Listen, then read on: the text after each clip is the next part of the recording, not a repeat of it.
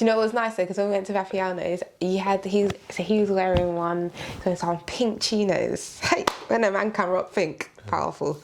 And then one vest top that was hanging slightly low in it, so you could see a little bit of chest hair, the little curly one.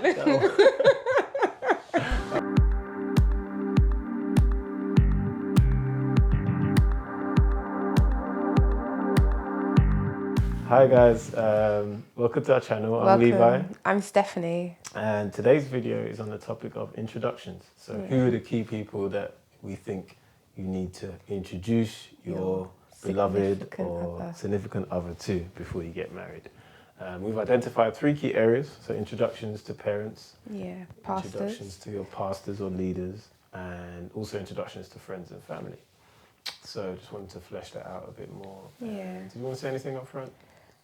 Just the way in which we're going to speak about our experiences ultimately, but the way in which we did things may be different to the way in which you might have done things or will do things, and that's okay. We're just going to give you some of our experiences, so take what's for you. Take what's for you. So the first introduction I think is important is introductions to parents.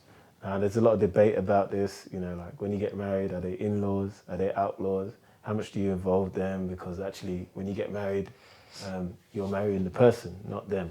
But before you get married, culturally, in some cultures, it's good to bring your parents on the journey. I've seen many instances where the parents are not sufficiently updated, included on the stage, or even consulted, or in some cultures, you can't do anything until they say yes.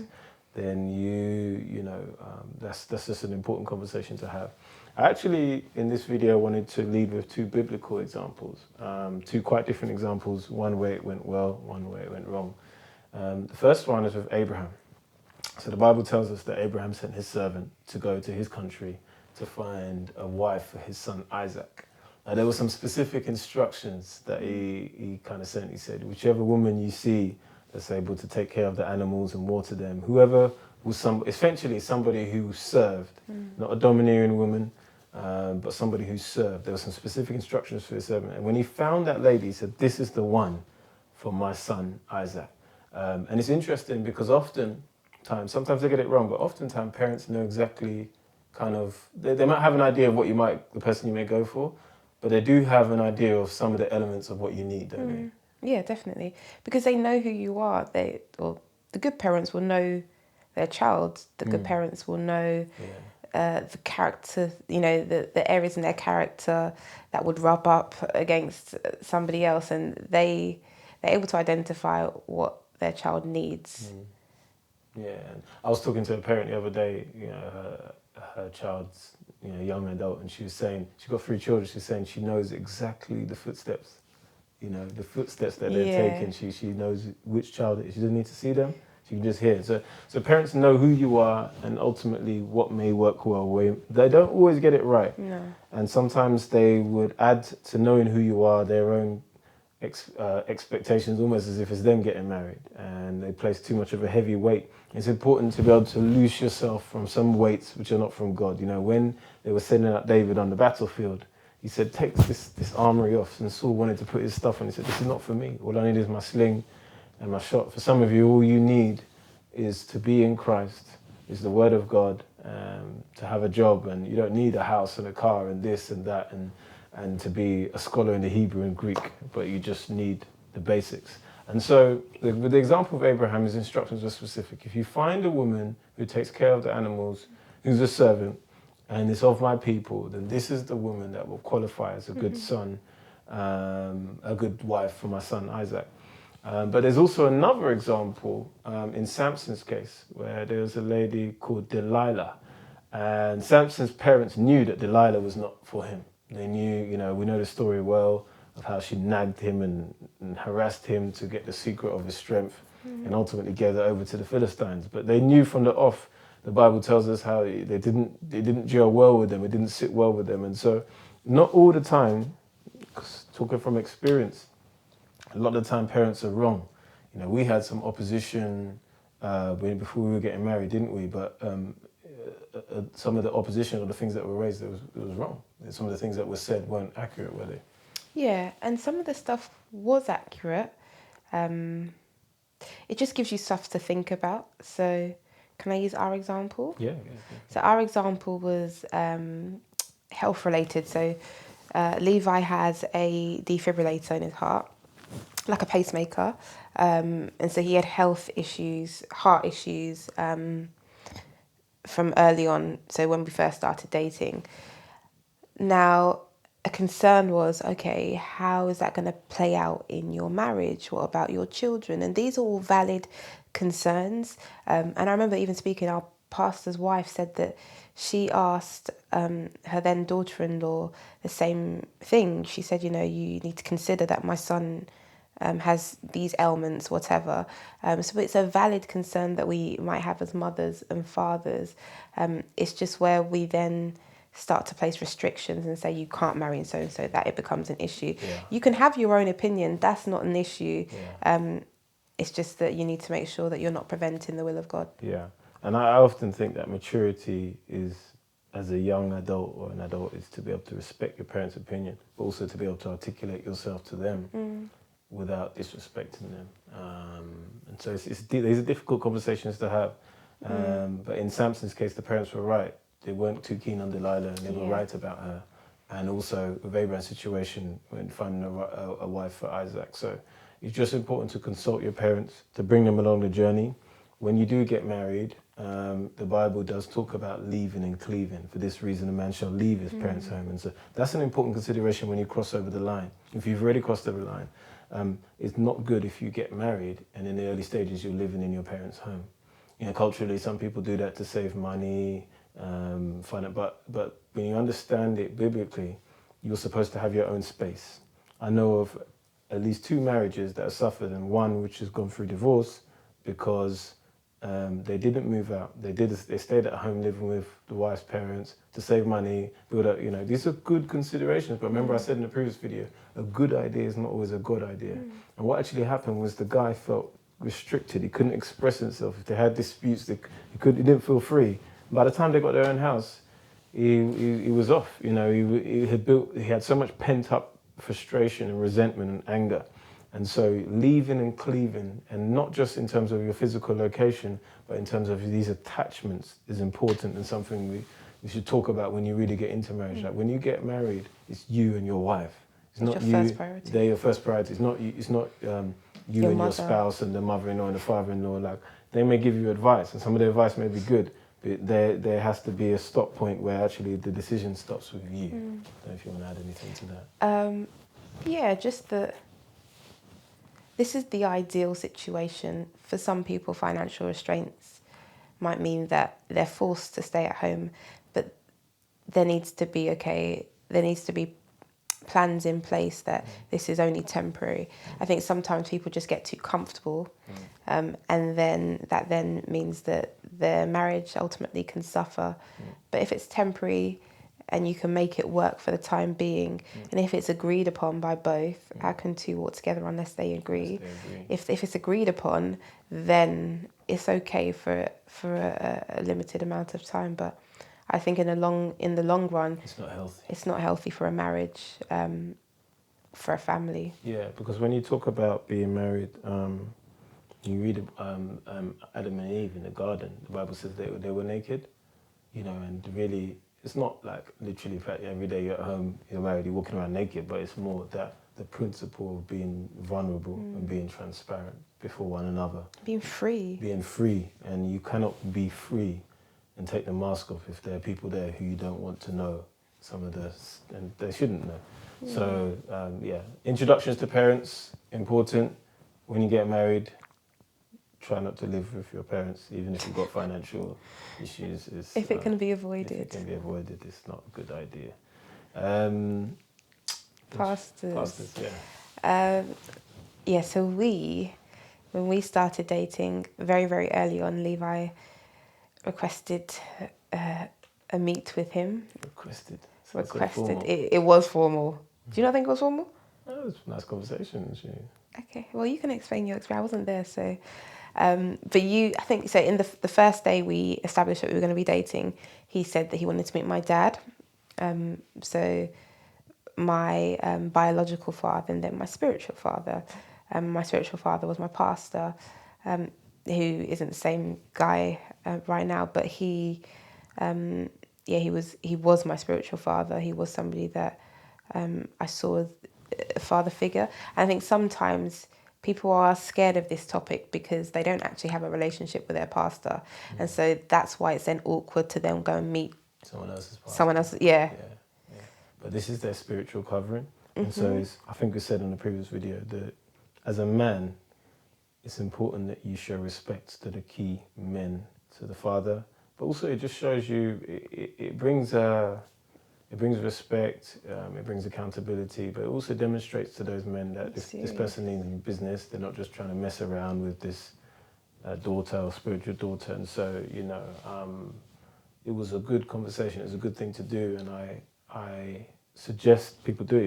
If your wife to be or the person you're dating and you plan to marry goes to a different church, go and meet that pastor. Tell them what's going on. At least so they know, and they don't start preaching about you in their services, But at least so they know what's going on, and it just brings transparency, and then they can give you some advice as well.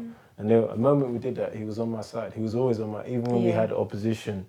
And sometimes we did have a lot of oppositional challenges. He was one. I remember one time we met him, went to their house, and they just encouraged us because they want you to get over the line. Once they realise that, succeed. They realise that God is in it. So it may not always be the pastor. I think the pastor is good. It may not always. It might be another spiritual covering, or somebody. It might be an uncle, or somebody, another minister, or a spiritual covering. It's important. Somebody that you respect spiritually. Tell them this is what we're doing. These are our plans. This is where we. And At the very least, they'll pray for you. They'll pray for you and guide you and give you advice. Biblical counsel, yeah. And if it's not working out, it doesn't look good, then they'll tell you that too. And sometimes they'll tell you what needs. So these are good introductions. Sometimes people. Yeah, I was going to say sometimes it's easier to hear it from those people versus your parents. Yeah. It's not as harsh. And there's no vested interest. It's not like the mum's always had an idea of you marrying a certain type of person. There's no vested interest. When they're speaking hopefully from the counsel of God. Yeah, that's right. Intro to friends. Friends and family. This is an important one. Yeah, it is important. The key people in your life should meet your significant other. Because these are the people that you have shared experiences. These are the people that have grown up with, especially with family. Your friends, they could be long-term friends, but these are the people that that have shaped you. They have, they've been in the journey that you've been in. So they could actually shine light to this person, certain areas about your experiences, your personality, because it's not everything that you communicate.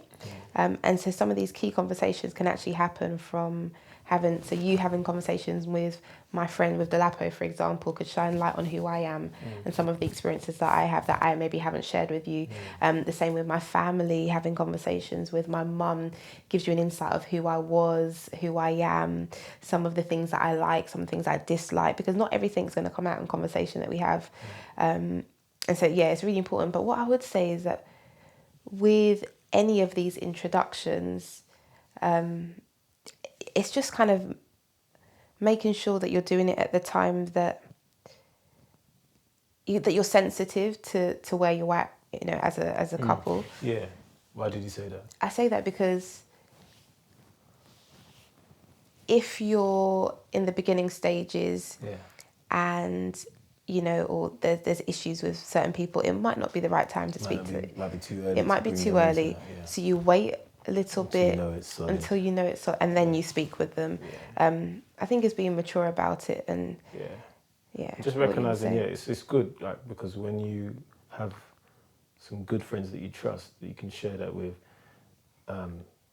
your person you're thinking about marrying, you're dating, they can see how you are around them. How you interact, How you interact. They don't just see one side of you. Like, they see other sides of you come out. Well, I didn't realise about this. And, just gives them something to consider. And also, these are the people that help to shape you. These are the people that should love you. So, again, not everyone, shouldn't be a huge group of friends, because there's some people that would be, maybe they're not dating, they'll be jealous. The advice might not be good. And we had that sometimes where definitely the advice, people would say some things and it was just off, wasn't it? And you had to make some tough decisions off the back of that, didn't you? Yeah, definitely. Yeah, so do you want to share some of that? People want to know. People want to know the detail. They don't just want to hear surface. Do you want to share? I want to be mindful of people that will watch this, but I will say that relationships can be strained from the decision that you make that, okay, this is the person I'm going to date and this is the person that I ultimately want to marry. Relationships that you thought were really strong, friendships that you thought were really strong, may be impacted by that choice and that decision. But if the relationship is meant to be, it will stand the test of time, and as your relationship develops and as it stands, people will see that. People will see that actually this person made a wise decision. Yeah. This person was mature enough to make it. And particularly because we were young, I think in context, we were 23 and 24 when we got married. So lots of people were already going to have the mindset of these people are too young, these people don't know what they're doing, these people are impulsive. But nearly 9 years next month down the line, people will see that actually God was in that marriage. Yeah, people have said to us that I can see God is with you, and but we don't live your life to prove yourself to anybody. You do it because you know God is with you and you think God is in it. But ultimately, sometimes, and I think this is a kind of what did you say? No, carry on.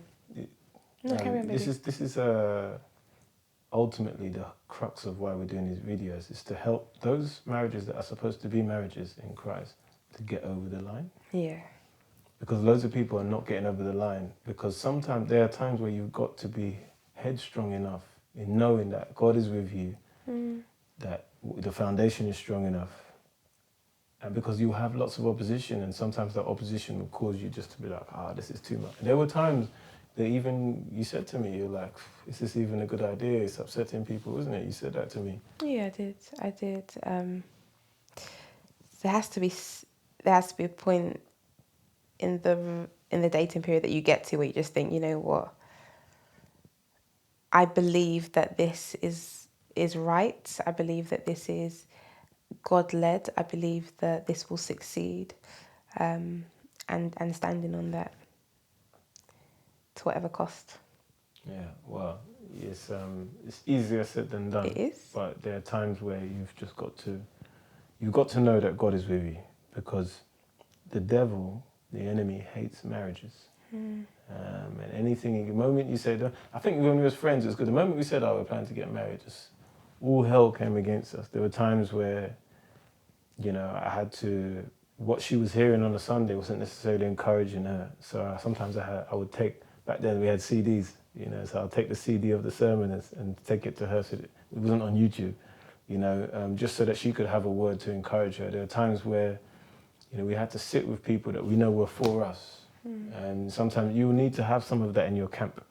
Know that people are on your side, that they're going to encourage you. As long as God is with you, the opposition, and actually it can build you. There's something called fight or flight, and people respond very differently to opposition and challenge, and some people just crumble. But if you know that God is with you, it will allow you to kind of dig down and double down and say, no, this is of God, and I will get married. And that's what we're here to, is to help those of you that are maybe in those challenging times, just to cross over the line and to live your life to the glory of God. Two are better than one. And I believe it's God's best on earth. Marriage is God's, more than money, more than on earth. It's not better than heaven, but on earth it's God's best to be married, to have a joyful marriage. So we'll leave that with you there in terms of introductions to parents, to pastors or spiritual leaders or coverings, and to friends. These are three important introductions that we think. Just, and like we said, the time in which we did things, meeting parents very early on, meeting pastor very, very early on, even some of the friends were quite early on, weren't they? might be a little bit later, but it's okay as long as you intend to meet these key people, because if you're going to be building or working towards marriage, these are key people that you want to meet and involve, exactly, and bring along on the journey. Yeah. Okay, and that's the end of that video. As always, like, comment, subscribe. And if there's anything that you wanted to ask us in relation to this topic, also please feel free to send some comments through. We'd love to hear from you. Yeah, share your experiences as well in the comments. It'd be good to hear what you guys have experienced when you've had your introductions, because everybody's experiences is completely different. We've come from a Jamaican, Ghanaian background, and so our experiences are going to differ. So it'd be good to hear what you guys think. Thank you. Take care then, guys. Bye. God bless. Bye.